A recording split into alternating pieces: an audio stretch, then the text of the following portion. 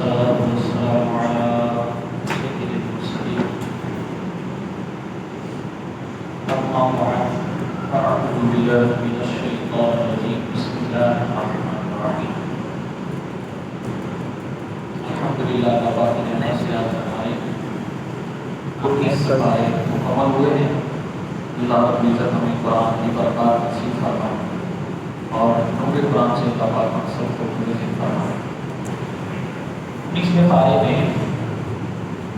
سورہ شعراء ہے, سورہ نمل ہے اور اسی طرح سورہ فرقان یہ چند نقطے ہیں.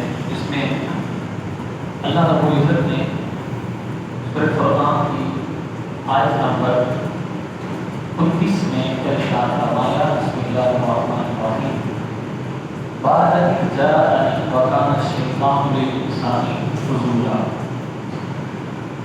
فرمایا کہ میری نصیحت آ جانے کے بعد ہائے میری بربادی کہ کاش میں نے فلاں کو دوست نہ بنایا ہوگا. ایک انسان قیامت کے لیے کہے گا کہ بھائی میری بربادی کاش کہ میں نے فلاں کو دوست نہ بنایا ہوتا. بے شک اس نے میرے پاس نصیحت آ جانے کے بعد مجھے اس سے بہکار دیا, یعنی نصیحت سے پھیر دیا. اور شیطان انسانوں کو مصیبت کے وقت بے مدد چھوڑنے والا.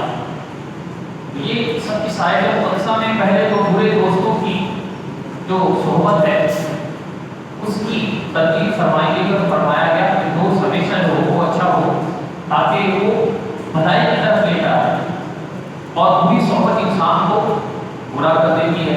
حضرت انس بن مالک رضی اللہ تعالیٰ عنہ روایت کرتے ہیں کہ اللہ کے رسول صلی اللہ علیہ وسلم نے ارشاد فرمایا برے دوست سے بچو کہ تم اسی کے ساتھ پہچانے جاؤ. اور یعنی جیسے لوگوں کے پاس آدمی کا اٹھنا بیٹھنا ہوتا ہے آدمی انہی میں شمار کیا جاتا ہے. چور چوری کرنے جائے اور بولے کہ میں نے چوری نہیں کی, میں تو ویسے ہی ساتھ کیا تھا. اب یہ تھوڑی بھی مانے گا کہ بھائی تم نے چوری نہیں کی ہے تو ویسے ہی ساتھ آئے تھے یا پہلی بار آئے تھے یا کیا تھا. صدر بری ہے تو برے بن گئے. صحبت تالے کنن تالے صحبت سالے کنن سالے. یہ اچھا کہ صحبت اچھا بناتی ہے, برے کی صحبت برا بنا دیتی ہے. وہ پنجابی ایک شعر ہے چنگے بندے کی صحبت یارو جنہیں دکان تارا سودا بھاویں مل نہ لئیے بھلے آنکھ جاتا. کہ اچھے بندے کی صحبت عطر والے دکان کی نہ ہوتی ہے, بندہ عطر لے یا نہ لے پھر بھی اسے خوشبو آتی رہتی ہے. تو یہ نیک بندے کی صحبت ہے کہ جب اس کے پاس ہو بھلے اس کا جو بھی اس کی صحبت میں بیٹھنے سے نیکیوں کا اثر اس میں ظاہر ہو جاتا ہے. اور برے برے کی صحبت یارو جی میں دکان دھارا کپڑے ہمیں کچھ کچھ بلیے جن کا پینٹ ہزارا. کہ لوہار کی جب دکان پہ جائیں تو وہ جب لوہا پھوٹ رہا ہوتا ہے اس سے کچھ چنگاریاں نکلتی ہیں. یا ویلڈر کی دکان پہ چلے جائیں تو ویلڈر کی دکان پہ جب وہ ویلڈنگ کر رہا ہوتا ہے اس کی چنگاریاں جتنا باقی کوشش کرے کچھ نہ کچھ پڑ جاتی ہے. تو فرمایا گناہگار کی صحبت بھی ایسی ہے تو اس لیے لہٰذا ہمیں اس سے بچنا چاہیے. پھر اللہ رب العزت نے ارشاد فرمایا آیت نمبر 36 کے اندر اللہ رب العزت ارشاد فرماتا ہے بسم اللہ الرحمن الرحیم وَكَذَلِكَ جَعَلْنَا لِكُلِّ نَبِيٍّ عَدُوًّا مِنَ الْمُجْرِمِينَ وَكَفَىٰ بِرَبِّكَ هَادِيًا وَنَصِيرًا. ارشاد فرمایا ہم نے اسی طرح ہر نبی کے لیے مجرم لوگوں کو دشمن بنا دیا اور ہدایت دینے اور مدد کرنے کے لیے تمہارا رب کافی ہے. یہاں واضح طور پر پیغام ہے جو نیکی کے راستہ اختیار کرتے ہیں بہت سارے لوگ ان کے خلاف ہو جاتے ہیں. تو اللہ رب العزت ارشاد فرماتا ہے کہ اسی طرح انبیاء کے دشمن بھی وہی لوگ تھے جو مجرم تھے. تو نیکی کے کام سے جو روکے نیک بندوں سے دشمنی کرے فرمایا وہ مجرم ہے. اور جو نیکی کرنے والا ہے بھلائی کرنے والا ہے فرمایا اس کی مدد کے لیے اللہ رب العزت کافی. اور اشارہ تک یہ بات واضح ہوئی کہ جو اولیاء کے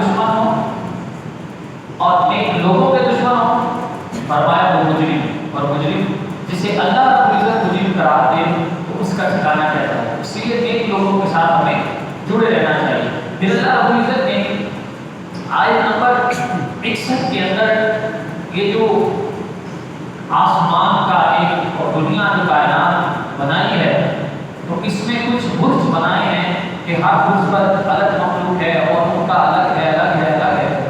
تو جو 12 برج ہم سنتے ہیں اللہ رب العزت نے آیت نمبر 61 کے اندر اس کے ارشاد فرمایا تبارک الذی جعل السماء بروجا وجعل فیہا سراجا وقمرا منیرا. ارشاد فرمایا کہ بڑی برکت والا ہے جس نے آسمان میں برج بنائے. تو آسمان میں برج بنائے اور فرمایا کہ ان میں چراغ روشن کرنے والے چاند کو بنایا. تو اب چاند کا نکلنا، اس کا نظر نہ آنا، سورج کا طلوع ہونا غروب ہونا، یہ اپنے اپنے برجوں کے حساب سے. تو اس لیے اس کا الگ علم ہے جسے علم توقیق کہا جاتا ہے اور علم فلکیہ. اس کا تعلق سارے کا سارا برجوں سے ہے. یہ چاند کا دیکھنا، چاند کا نظر آنا، یہ سب اسی علم کے ساتھ ہے. اور جو اس علم کا ماہر ہوتا ہے وہ اسی پر بات کر سکتا ہے. تو جو 12 برج ہے اس کو بیان کیا گیا ہے. برج حمل ہے، برج ثور ہے، برج جوزا ہے. آپ کو اخبار میں بھی نام لکھا ہوتا ہے کہ جس کی ولادت سے کتنے تک ہے اس کا برج فلانا ہے، اس کا برج فلانا ہے، اس کا دن ایسا گزرے گا، رات ایسے گزرے گی.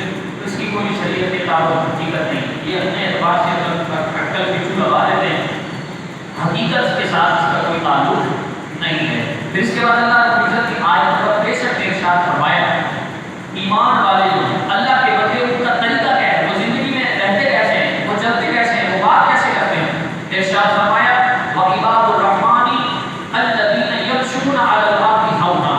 فرمایا اللہ کے بندے وہ ہیں جو زمین میں آہستہ اور ادب سے چلتے ہیں. اور وَإِذَا خَاطَبَهُمُ الْجَاهِلُونَ قَالُوا سَلَامًا. اور جب جاہل آدمی ان سے بحث و مباحثہ کرتا ہے تو وہ کہتے ہیں سلام. یعنی اس کے ساتھ فضول باتیں نہیں کرتے. اگر وہ بیکار بات کرتا ہے تو سلام دے کر چلے جاتے ہیں. یہ اللہ کے بندوں کی نشانی ہے. اور اللہ رب العزت نے اپنے نیک بندوں کے بہت سارے معاملات بیان فرمائے. یہ زمین میں آج تک چلتے ہیں، جاہل ان سے بات کرے تو بس سلام کرتے ہیں، زیادہ بات نہیں کرتے. اپنے رب کے لیے سجدہ اور قیام کی حالت میں گزارتے ہیں. جہنم کا عذاب پھر جانے کی اللہ سے دعائیں کرتے ہیں. اور اعتدال ان کی زندگی میں ہوتا ہے. نہ تو وہ کسی اپنی زندگی میں ایک چیز کو اتنا اوڑھ لیتے ہیں کہ اسی کے پیچھے لگ جاتے ہیں. ہر کام میں بیان روی اختیار کرتا ہے. اور یہ زندگی کا سنہری اصول ہے. خیر الامور اوسطها. یہ جامع الکلام احادیث جو ہے نبی پاک صلی اللہ علیہ وسلم کی جوامع الکلم کہتے ہیں کہ جس کے الفاظ تھوڑے ہوتے ہیں لیکن اس کا معنی اور مفہوم جو ہوتا ہے بڑا وسیع ہوتا ہے. تو اللہ کے رسول علیہ السلام کی جو احادیث ہیں ان میں ایک حدیث یہ ہے کہ خیر الامور اوسطها. کاموں میں بہترین کام وہ ہے جس میں درمیانہ راستہ اختیار کیا جائے. اب زندگی گزارنے کا ہو، خرچ کرنے کا ہو، کسی کے ساتھ تعلقات ہوں، ہر چیز میں اگر اعتدال ہو تو زندگی بہترین ہوتی ہے. اگر اعتدال نہ رہے یا تو انسان بہت زیادہ اس کی طرف متوجہ ہو جاتا ہے یا پھر وہ زیادہ پیچھے ہٹ جاتا ہے. اگر اعتدال ہو ایک حد تک تعلق بھی رہتا ہے اور پھر معاملات آگے بھی نہیں بڑھتے اور خرابی کی طرف بھی نہیں جاتے. اور اللہ رب العزت نے اسی طرح ایمان والوں کا اور بس ارشاد فرمایا وَلَا تَمْشِ فِي الْأَرْضِ مَرْحًا. اور ایمان والے اللہ کے بندے زمین میں اکڑ نہیں چلتے.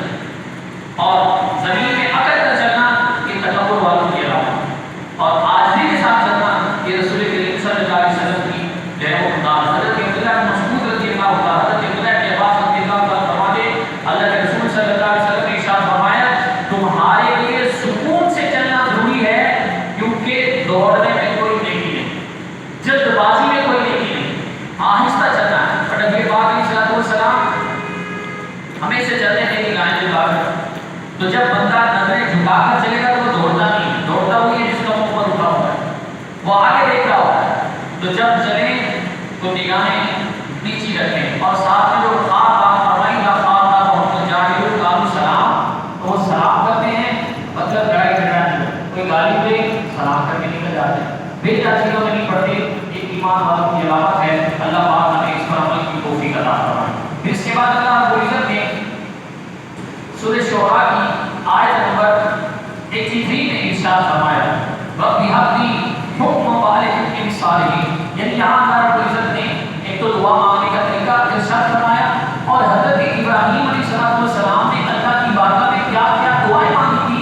جب آپ بیت اللہ بنا رہے تھے، خانہ کعبہ بنا رہے تھے، اس وقت آپ کی کیا کیا دعائیں تھی اللہ رب العزت نے ان کا ذکر فرمایا.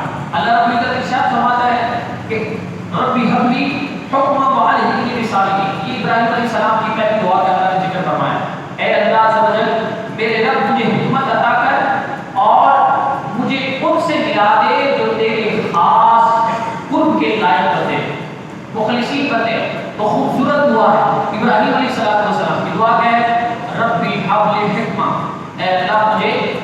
ہمت عطا فرما وَأَلْحِقْنِي بِالصَّالِحِينَ وَأَلْحِقْنِي بِالصَّالِحِينَ اللهم ربی الحقنی بالصالحین اللهم ربی الحقنی بالصالحین. ابراہیم علیہ السلام کی دعا، اے اللہ مجھے صالحین کے ساتھ ملا دے. اور دوسری دعا اللہ رب العزت نے جو بیان ارشاد فرمائی وہ یہ کہ وَجْعَلْ لِي لِسَانَ صِدْقٍ فِي الْآخِرِينَ. ارشاد فرمایا اور بعد والوں پہ میری اچھی شہرت رکھ دے. کہ مولا جب میں دنیا سے جاؤں تو بعد والے مجھے اچھی طریقہ سے یاد کریں. یہ ابراہیم علیہ السلام کی دعا. پھر اس کے بعد فرمایا وَجْعَلْ لِي مِنْ وَرَثَةِ جَنَّةِ النَّعِيمِ. اے اللہ مجھے ان سے کر دے جو چین کے باغوں کے وارث ہیں. یہ ابراہیم علیہ السلام کی دعا. اے اللہ مجھے ان میں شامل فرما جو جنت کے باغوں کے مالک ہیں. اور ہمیں یہ دعا کرنی چاہیے. اللہ کے خلیل کی یہ دعا ہے کہ وَجْعَلْ لِي مِنْ وَرَثَةِ الْجَنَّةِ اللهم اجعلني من ورثة الجنة النعيم اللهم اجعلني من ورثة جنة النعيم اللهم اجعلني من ورثة جنة النعيم. اے اللہ مجھے جنت النعیم کے وارثوں میں بنا دے. اور اس کے بعد پھر ابراہیم علیہ السلام نے مزید جو دعا مانگی وہ یہ کہ وَاغْفِرْ لِي اے اللہ وَاغْفِرْ لِي ابھی اے اللہ میرے والد کی مغفرت کر. تو یہاں ابراہیم علیہ السلام نے اپنے والد کے لیے دعا فرمائی اور والد کے لیے دعا کرنا ابراہیم علیہ السلام کی سنت اور حضور علیہ السلام کی بھی سنت. وَاغْفِرْ لِي یہ بھی اے مولا میرے والد کی مغفرت کر. اچھا آگے جو لفظ ہے اِنَّهُ كَانَ مِنَ الضَّالِّينَ کہ بے شک وہ گمراہوں میں سے ہے. تو یہاں ایک تو واضح طور پر ہے کہ والد کا لفظ ہے اس سے مراد باپ ہے. اور مشہور یہ ہے کہ آپ کے جو والد لوگوں میں مشہور ہے وہ آزر ہے. آزر آپ کا والد نہیں تھا، آپ کا چچا تھا جس نے آپ کی پرورش کی تھی. تو وہ مسلمان نہیں تھا کیونکہ انبیاء کرام علیہ السلام کا یہ خاصہ ہے کہ وہ کسی کافر کی پوچھ سے پیدا نہیں ہوتے. یہ جو ان کی آباء و اجداد جتنے بھی آدم علیہ السلام سے لے کر حضور تک جتنے بھی انبیاء آئے ہیں ان کے آباء و اجداد یعنی والد دادا پردادا اوپر چلتے جائیں. جو والد کا رشتہ بنتا ہے والد کے مقام پر جو آتا ہے ان میں کوئی بھی کافر نہیں. وہاں چچا ہو سکتا ہے اسی طرح ماموں ان میں اولاد ہے یہ کافی ہو سکتی ہے مگر آبا کے اندر باپوں کے اندر کوئی بھی انبیاء کے کافر نہیں ہوا. تو آزر جو تھا وہ ابراہیم علیہ السلام کا چچا تھا، آپ کا والد نہیں تھا. پھر مزید ابراہیم علیہ السلام نے دعا فرمائی وَلَا تُخْزِنِي يَوْمَ يُبْعَثُونَ. اے اللہ مجھے جس دن اٹھایا جائے گا اس دن رسوا نہ کر. یہ اللہ کے نبی علیہ السلام کی دعا ہے وَلَا تُخْزِنِي يَوْمَ يُبْعَثُونَ. اے اللہ مجھے اس دن رسوا نہ کرنا جس دن میں اٹھایا جائے. اور پھر مزید دعا فرمائی یوم لا ينفع مال ولا بنون. اے اللہ اس دن جب نہ مال نفع دے گا نہ بیٹے نفع دیں گے. اور پھر فرمایا الا من عطا اللہ بقلب سلیم مگر جسے اللہ نے قلب سلیم دیا وہی اس کو نفع دے گا. تو اس لیے آخرت کے لیے اپنے لیے اچھی دعا مانگنی چاہیے جیسا کہ ابراہیم علیہ السلام نے دعا فرمائی. اور اس کے ساتھ ساتھ